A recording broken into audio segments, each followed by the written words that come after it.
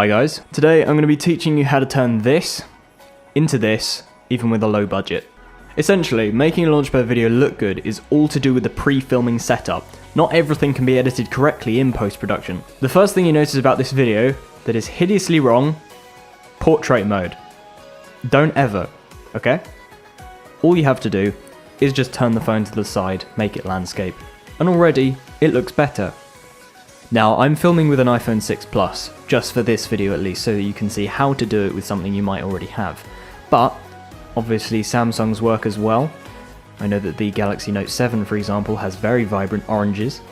Now, I feel this shot needs to be at a slightly higher angle than this. To achieve this angle is pretty simple. All you have to do is mount your phone or camera on a tripod with this extension arm that I've got. I'll leave a link in the description to where you can get one of these. It's simply just a horizontal arm that extends out over the top of the table. I still feel that angle wasn't quite high enough, so to achieve the full over the top of the Launchpad kind of view, what you'll need to do is buy a different type of tripod, and I'm talking about one that looks like this.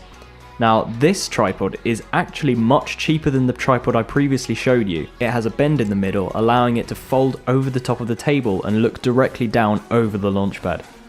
And now, get some lights on. Seriously, this is the biggest and most important thing you can do to make your Launchpad videos look good. Get some good light sources. I'll leave a link in the description to where you can get a cheap one on Amazon, but it's still good. Any type of light really, just don't overdo it. The lighting I'm using is two Philips Hue bulbs that are tinted all the way to white to make the video as clean as possible. Seriously as well, clean your surroundings, get rid of anything. You want the main focus of the video to be your Launchpad. You don't want some red school book in the way or a pen, or just get rid of it, seriously. Also, you'll want to get rid of any extra light sources that may provide unwanted light in the scene. Then use something like a spirit level or a spirit level app, like Apple's Compass, to level out your camera. After you've done this, however, you may probably notice that the Launchpad is a bit off-center, so just bring it back roughly to the center and you should be okay. Then make sure you're recording on a sturdy base. You can sample that if you want, but seriously, record on something solid because you don't want the vibrations from you pressing the Launchpad to go up into your footage. It causes shaky footage, like this. The best way to make your Launchpad videos look good is through manual camera settings. Now, you can do this on an Android phone by standard, but for an iPhone you have to download an extra app called ProCam 4, where you can manually set your iPhone's recording settings. And also, most cameras should have these settings anyway, so if you want to change them, you should be able to. Now, a general rule of thumb here is to have a very low ISO, as low as you can get without it looking too dark, and also a very long shutter speed. This allows the video to have as little noise as possible and still be reasonably bright. Here are the settings that I've got. This just makes it so that the Launchpad doesn't look too blurry and just horrible. But as you can see, it makes a massive difference to how your video looks.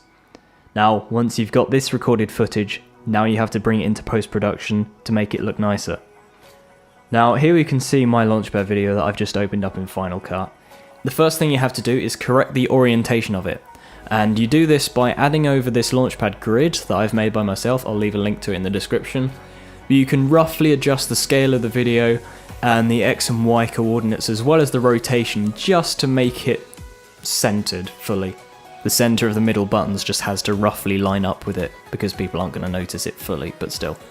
So then after you've done that, you can delete the Launchpad grid, and then after that you can drag on this black circle, which what I'm using this for is to block out the light sources reflecting off the table. It's not the best way of doing this, and if you have other light sources you might not need to do this, but still, it works. It just allows the scene to be darkened a little bit, so just scale it up here, move it along, and then turn the opacity down if it's a bit too dark. Just about there. That seems good. Just move it a bit. And then I'll duplicate that, seeing as I've got two light sources, and I will move it across to the other side. Now I'll make that whole thing into a compound clip, which basically joins everything, and I can universally color correct this. Now I go and grab my white balance correction plugin from fcpeffects.com. I'll bring up the spectrogram, which basically indicates my levels of color. my main goal here is to find a white looking light effect like this and boost the brightness of the video just enough so that the blacks aren't too bright, but the whites are still reasonably bright. Now I might push the blacks up a little bit just to bring up the background, actually bring down the background, and then mess with the brightness a bit until the whites keep going up high, and then I'll start changing the white balance for the individual shadows, midtones and highlights, which allows me to finely tune different parts of the video. I'll also give it a slightly blue tint as I didn't quite get the white balance right before I filmed it. I'll put the saturation up slightly and then I'll find a really colourful frame and I'll push the saturation up enough so that my hands don't look unnatural but the colours are still bright and vibrant. And then here you are. Here's our final clip. I hope this helps you out. It's kind of difficult explaining colour correction because there's a lot to it. But still, I hope this helped. So thank you for watching and I will see you next time.